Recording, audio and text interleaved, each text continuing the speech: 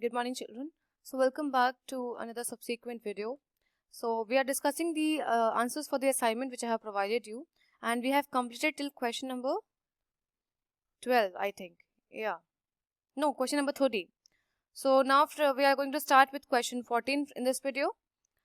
So question 14 is, what do you mean by disease symptoms, and explain giving 2 examples. So here you need to write about the disease symptoms. What do you understand by that? So the solution should be, when our body encounters a disease, it results in the abnormal functioning of the body. These abnormal functionings are called the symptoms. Okay, that external thing that we are observing. For example, a malaria patient would include symptoms such as the high fever with the shaking chills, headache, vomiting, nausea, abdominal pain, diarrhea, and etc. A lot of things are there. A tuberculosis patient would exhibit symptoms such as fever, chills, loss of appetite, blood in the cough, chest pain, etc. So these are the 2 examples, the common one. And what do you mean by disease symptoms?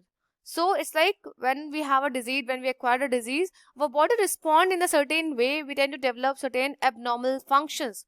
So all these external things that we are developing just by acquiring a disease is termed as symptoms of that particular disease. And sometimes, children, these symptoms are like the way to identify that what sort of problem we have. Moving further, question number 15 we having, what is immune system essential? Why is immune system essential for our health? And the solution will be, immune system is the line of our body. The immune system comprises different kinds of cells that kill the infecting microorganisms. Okay, and these happen just because we're having different types of antibodies. There's a resistance mechanism that is there in our body known as immunity. Okay, we have discussed about this. When a pathogen enters our body, antibodies are released in response to the pathogens. These antibodies kill the pathogen and prevent us from illness. So this is what actually the immune system work as. The immune system is just like the resistance. It's just like a defense mechanism of our body, which tend to produce a lot of antibodies and different sort of lymphocytes, WBCs are there, just to protect our body against all these disease causing pathogens and prevent us from the illness. Moving further, we have question number 16. What precautions will you take to justify prevention is better than cure? So this is a very famous tag that prevention is always better than cure.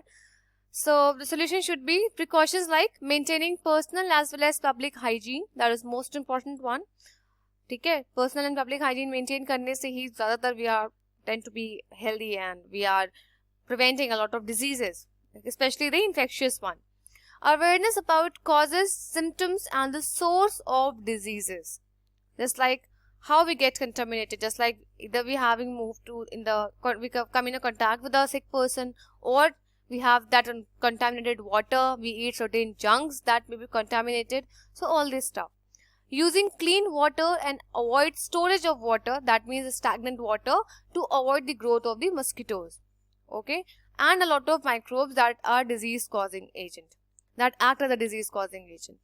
Fourth one is the balanced diet. That is very essential to us, for the proper and the normal functioning of our body, to ensure all the demands and the requirements of our body, ensuring the macronutrients level, all the essential component that is required. Then we have regular exercise to boost the immunity.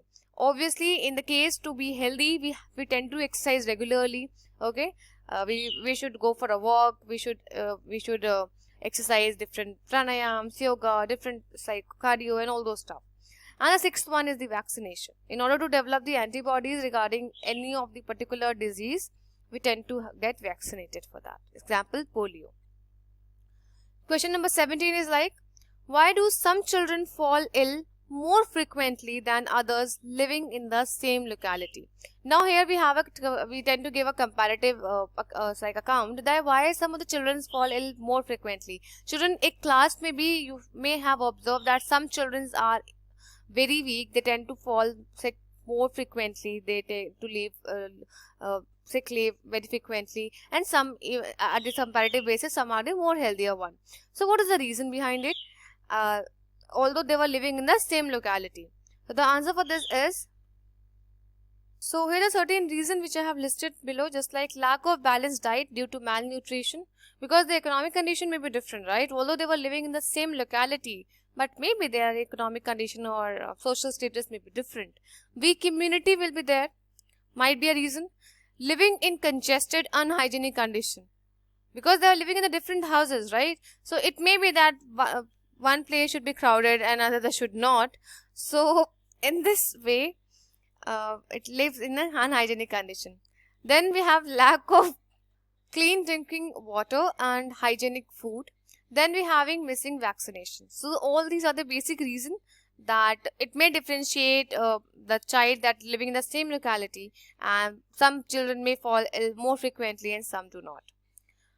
18th question for this assignment: why are antibodies not effective for viral disease? So this is the main concern, because it's like experiencing this COVID pandemic. So we have to understand that why antibodies are not effective for viral disease specifically. Okay, so antibodies act on bacteria and fungi by blocking certain biochemical activities. This we have already discussed in the previous videos. Okay, so if you haven't watched that video, just go and watch that. Necessary for the living of bacteria. On the other hand, the virus uses the host machinery for survival and replication. Hence, antiviral drugs work differently to antibiotics. They interfere with the viral enzymes and to destroy them. So this is the basic reason that why antibodies are not effective for viral disease. And children, if you remember, then in the previous video we have a comparative that it is very easier to construct the antibacterial disease instead of antiviral. So this might be the reason. Moving forward, question number 19 we have: becoming exposed to or infected with an infectious microbe does not necessarily mean developing a noticeable disease. Explain. So the solution for this question is: our immune system fights disease-causing pathogens and clears them by killing to give us protection from disease. Okay, so keep this in mind. When we get exposed to certain pathogen, our immune system send active cells that kill and clear the pathogens. So this is that is the reason I've called it's like it is written as a defense mechanism. Immunity is what? A defense mechanism that tend to defend the disease causing organism, prohibiting their entry, their replication, their growth in our body. Okay, owing to our immune system, we do not often get the disease despite getting exposed to the infectious microbe. Question number 20 for this assignment is: give any 4 factors necessary for a healthy person. ये कोई 4 factors आपको देने हैं, आप कोई भी important factors दे सकते हो. The first one is the hygienic condition or hygienic environment, clean water, clean air for breathing, and a hygienic surroundings can keep us away from water and the airborne diseases. Fine. Then we have personal hygiene. We should keep our body clean to be healthy. Otherwise, we tend to develop like a lot of discomfort like itching and rough skin and all those stuff. Then we have food.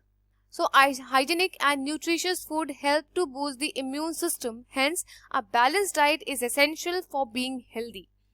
And the fourth one is the vaccination. Vaccination against severe disease is very essential to be healthy. So these are the 4 important factors according to me. You can write more points as well, or you can also elaborate these points. Just like hygienic conditions, you can write with like some examples or something like that stuff. Then last question for this assignment is: why is AIDS considered to be a syndrome and not a disease? So if you remember, it's like 2 or 3 days before, we have already discussed this, that why AIDS is a syndrome and not a disease. Okay, so that is the reason you should be regular in the classes. HIV AIDS, as you know, by the way, the first full form of the AIDS is acquired immunodeficiency syndrome. It is caused by the HIV virus, that is human immunodeficient virus. Enters our body throughout fluids such as the blood or breast milk or by the sexual means. So it is a infectious disease. Okay, HIV spread to lymph nodes and it blocks our immune system. This creates a condition where our body cannot fight minor diseases like common cold. And children, that is the reason, is like a person with an HIV can get pneumonia from the common cold. The minor gut infection may turn into severe diarrhea. Okay, in HIV a person will not have any specific symptoms, rather he or she will have a series of infection. Hence HIV is called a syndrome, not a disease. And this is what I have told you, that in HIV, in a case of a syndrome, a lot of factors will there. Okay, we tend to develop the symptoms against a lot of diseases. Sometimes it is very tough to consider or to observe that what specific disease we tend to have. It's like we get diarrhea, we get fever, we get common cold, we have pain in the stomach. Sometimes we have a problem in it's like excretory removal from our body. So we have tend to develop a lot of symptoms, lot of signs of different types of diseases. And children, that is one of the reason that AIDS is considered as a syndrome, because it is not having any specific symptoms. It having a series of infections, series of symptoms of the different diseases. And this is the main reason that is not observed on time. We tend to not develop AIDS, we tend to not identify the AIDS in a proper in the initial stages. So children, these are the basic answers for these 21 questions. I hope you have completed your assignment in your notebooks. Apart from that, if you guys have any problem, you can ask in the chat box below. Fine. And so this is just a sample piece. If you have already written by your own, that is more preferential. So thank you so much for listening and have a great day. Thank you.